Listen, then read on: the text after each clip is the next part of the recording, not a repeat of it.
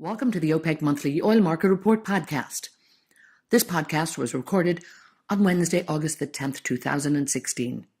I'm Eithne Treanor, and every month we'll give you an overview of the oil market according to the Organization of the Petroleum Exporting Countries. Let's take a look now at the highlights of the August 2016 OPEC Monthly Oil Market Report. Oil prices are up more than 60% from the 12-year lows of around $27 a barrel hit by ICE Brent and the $26 a barrel recorded by NYMEX WTI in January, even with a 7% slide in July. For 5 months to the end of June, oil prices surged to the low $50 a barrel amid an easing global supply glut, strong consumption in several countries, declining production in many regions, some supply disruptions, and a weaker US dollar. The return of a significant increase in speculative long positions betting on higher prices also supported the market. This rally faded amid concerns that the supply overhang in crude and particularly refined products would pressure prices, delaying a long-anticipated rebalancing in the market. Additionally, the outcome of the UK referendum and uncertainties regarding the timing of the UK's exit from the European Union impacted sentiment in the broader financial markets, including for crude oil. Despite the fall seen in crude prices, refining margins have been weakening during the last month due to high product inventories, which were caused by the lower-than-expected increase in demand.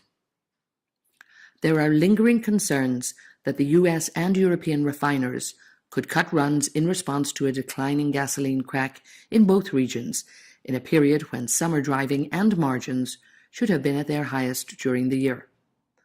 This has been the major factor contributing to the downward pressure on crude prices in recent weeks. Meanwhile, regarding the transatlantic Brent WTI spread, even with a slight widening in July, the year-to-date average of the spread shrunk to around $1.50 a barrel, from an average of near $5 a barrel in 2015, amid declining U.S. production and despite some outages in light sweet crude. The significant narrowing of the Brent WTI spread made it possible for a comeback of West African crude to the U.S. market, as observed in higher U.S. crude imports, which have been above 8 million barrels a day recently. With the end of the driving season in the third quarter of 2016, gasoline demand could see a seasonal downward correction. Meanwhile, the supply side could also continue exerting pressure on middle distillates as inventories remain high worldwide, especially in OECD countries, which are currently around 80 million barrels higher than the latest 5-year average. At the same time, the higher growth anticipated for some of the major oil-consuming economies is expected to lead to higher oil consumption in coming months, particularly with the onset of the winter season in the Northern Hemisphere. Furthermore, with the expected increase in demand, the ongoing contango in the Brent WTI and Dubai markets should continue to narrow.